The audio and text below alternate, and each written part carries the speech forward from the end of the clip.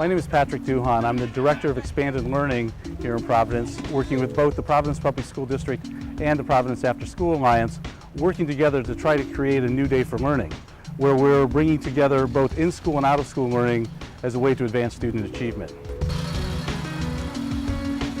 Expanded learning, in my mind, it's about being much more intentional about diving into learning, to solve problems, to use skills, test ideas, and to really do the hands-on work that teachers wish they had time for. What do you need to do to figure out how many feet? Our students are disadvantaged in so many ways, including economic, socioeconomic, etc. And they don't have opportunities to really engage in learning, both academic and socially, outside of school. All of the food that's grown here, we take to markets. They need extra time in the day to discover their passions, to explore the world around them, spend time with their friends, problem solving, engaged in team efforts, and really testing the skills that they learned during the school day and from their family and parents.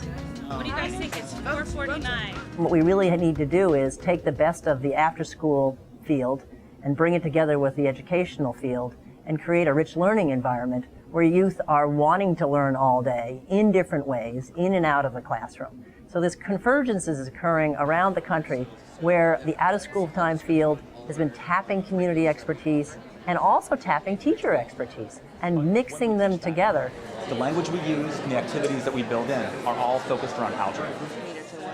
Maybe working with Save the Bay and getting them out to, for example, URI's biomedical program, their oceanography program, so that students are actually learning, but in the context of where that work can really take them. But it also gives them some ideas around career choices. It's engaging families. When it's brought at this level, at the district level, and it becomes systematic, it's sustainable. Everyone understands what the goals are. It's also important for accountability. There has to be an accountability on our part to ensure that what we are doing for students actually is results driven. So where do you think it would live?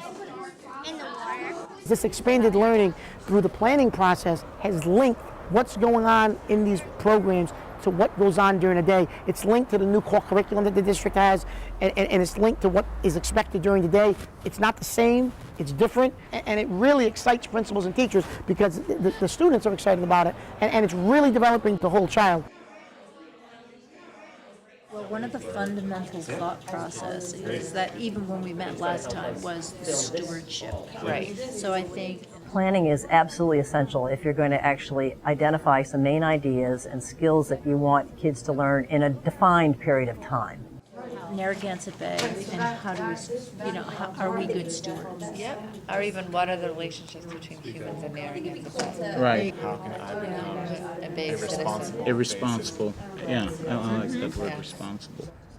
I think the important thing to realize for community educators is that it's not about replicating what's going on in the classroom, not focusing on core content in the same way, but giving young people an opportunity to practice what they're learning in the classroom, as well as building and developing and supporting those key academic skills. What are we looking at? No. Regular weather. Yeah, that's a little bit of plankton. There are two types of plankton, and what are they? I worked with Save the Bay, and the lead educator was just superb in the way she brought it all together for us. So what is our reading for the top of the water? So the use that we had this summer left us really with a good knowledge of what, for example, salinity was and density was, brackish water, where they would get to hear about it in the classroom, but the fact that they actually went out and took water quality samples, and they took them from different parts of the bay, and they were able to actually do the work themselves. I think they took away a greater understanding of those basic concepts that would just be normally taught in the classroom. They had this knowledge from the word list, going to the beach, looking at the water, feeling it. Many of the kids tasted it and connected to the word list. It's brackish. Well, that's what we said before we got here. So again, one of the big questions I get as a math teacher is when we do, a lot of the basic algebra and why do I have to learn this? I'm never gonna use this. And in our group, they calculated how many gallons of water fell in a couple of rainstorms that we had on the city of Providence. So they had to calculate through, without use of a calculator, into millions. And they were stunned by the numbers, but also by how easy it was to get there. They were using scientific notation, but I didn't introduce it and say, okay, we're going to use scientific notation. And what color is chlorophyll? You could talk about careers, what people had to know, what kind of education they needed. And those are all opportunities that if we could work more into the day-to-day curriculum that we deal with, it's more reality for the kids. It's something they can latch onto and say, okay, yeah, I may need this math. The fact that they weren't confined to one chair in a classroom and they were able to self-guide themselves too and find their passion in what we were doing and take that interest and explore it even further really gave them an opportunity to take ownership of the material that they were learning.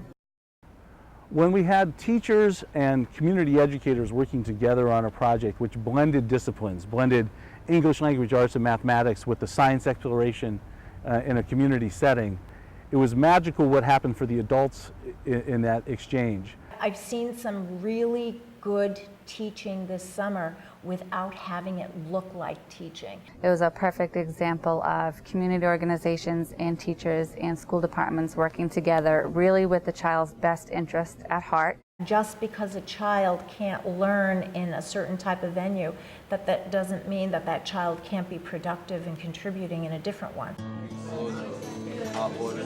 They could go through it and then go to their spawning grounds to make babies. Expanded learning is essential. I don't think it's something that's an add-on. I don't think it's something that is a luxury. I think it's absolutely essential for us to have those opportunities, not just this district, but for districts around the country. So what else did you see at the Eco House? We're very fortunate at the Providence After School Alliance to have over 60 community educators that are involved in our programming. And when I'm with them, I learn something new every day because of the passion they have for their field, be it ceramics, be it filmmaking, be it welding, or be it science and environment. And they have figured out what skills they need to do to get there. And they're so generous in wanting to share that. So I think when we engage them in our after-school and expanded learning programming, we're going to get a better educational product for our youth.